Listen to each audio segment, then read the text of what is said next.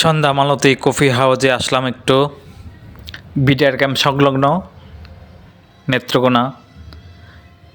সন্ধ্যা মালতী coffee house, এখানে অনেক ধরনের চা এবং কফি বানানো হয়। খুবই পরিচিত একটা জায়গা সন্ধ্যা মালতী কফি হাউস।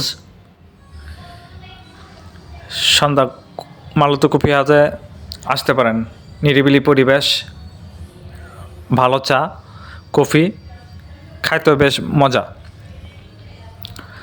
পিছনে বসার জায়গা আছে, আমার পিছনে পার্কের মতো একটা ছোট জায়গা আছে, দুই পাশে বসার স্থান আছে, আর ছোট গাছের টব লাগানো আছে।